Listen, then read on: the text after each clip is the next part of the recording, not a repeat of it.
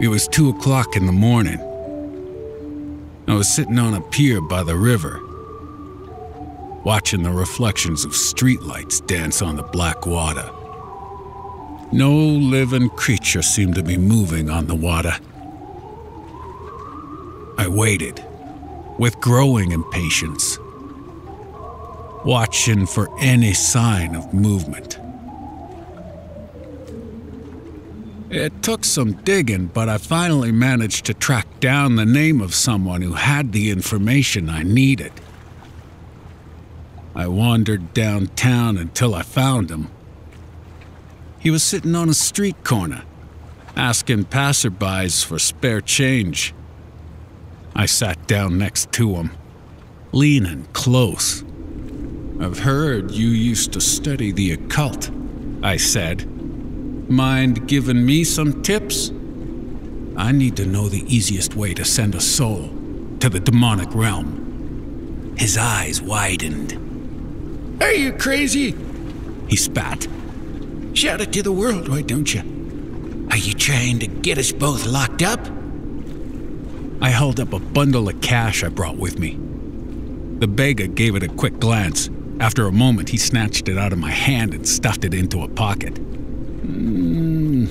"Fine," he said. "But after this, don't come looking for me again."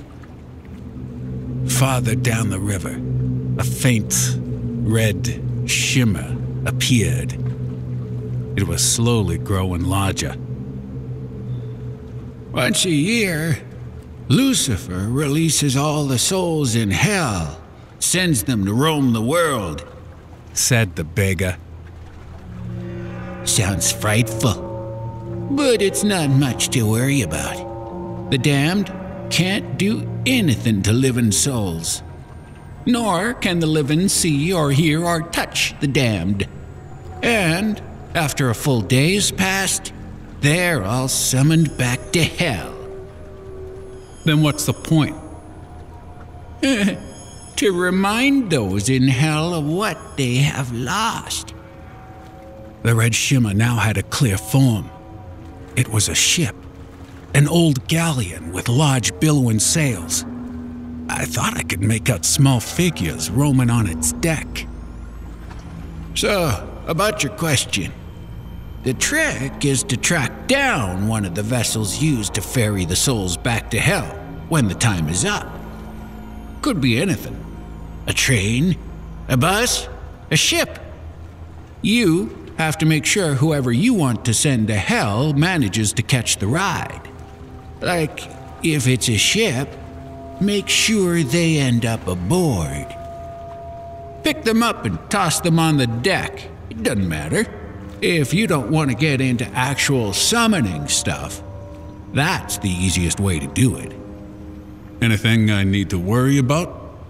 I said. "Shouldn't be too difficult. The damned are always looking for more to join them. They might even help you. The hard part? Getting to the right place at the right time. You're on your own for that. But I'd start with the river." "You've told me enough. Thank you." I stood up, preparing to leave. "Wait," he said. "Be careful, man. Even if you think you're being careful, this stuff's dangerous." "I'm well aware." "Everyone says that. No one listens. I heard a rumor once about some amateur who sacrificed the lives of 100 people to make a demon give him immortality. he ended up losing the ability to be perceived by other people. Or something. Don't worry, I said. I'm fairly certain I won't make his mistakes. The ship drifted by the pier, glowing a deep red. I saw the mass of souls on the deck, chained and wailing. I saw the demons passing back and forth around them, pausing only to force the occasional soul away from the deck with a whip or a blade. I stood up. This was my chance. I leapt forward and plunged into the river. Freezing water dragged at my limbs. I fought against the current and swam forward with all my strength. Little by little, I managed to move forward and touched the side of the ship. The wood made my fingers burn, but I clung with all my might. "Please," I called up to the deck. "Take me with you." I heard wings beating above me. Suddenly, a pair of hands gripped my shoulders and yanked me out of the water. The demon that grabbed me lifted me up and dropped me on the deck of the ship. I landed in an undignified sprawl, shivering. The wailing of the dam tore through the air. I rolled over and looked up.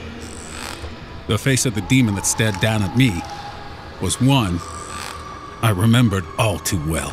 "Were you not satisfied with the terms of our bargain?" It said. "It didn't tell me the cost would be this high," I croaked. I've been alone for so long. The only ones who can see me are the crazy ones. Half the time they don't even think I'm real." "And yet you valued human life so little when you first summoned me," said the demon.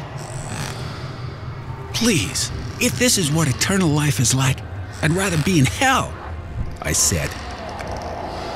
The demon let out a high screech, like a wounded animal.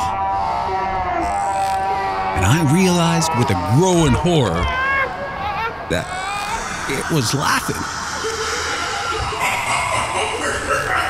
"You do not understand," it said. "Hell is no more a fixed location than the horizon is. You are already there." "Oh, no, don't throw me back. No. It reached down, lifted me up, and threw me overboard. I plunged into the icy water and slowly floated up to the surface. I didn't have the will to swim back to shore. I watched, floating in the current, as my last hope sailed down the river and disappeared in a small burst of red light. Be careful, man.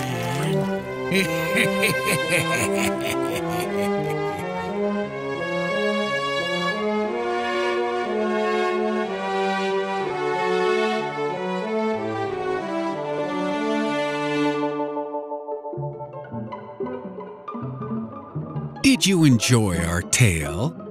We hope we didn't scare you too much. And if we didn't, why not give this CreepyPasta story a try? Who knows? Maybe it'll help you find something deep down inside.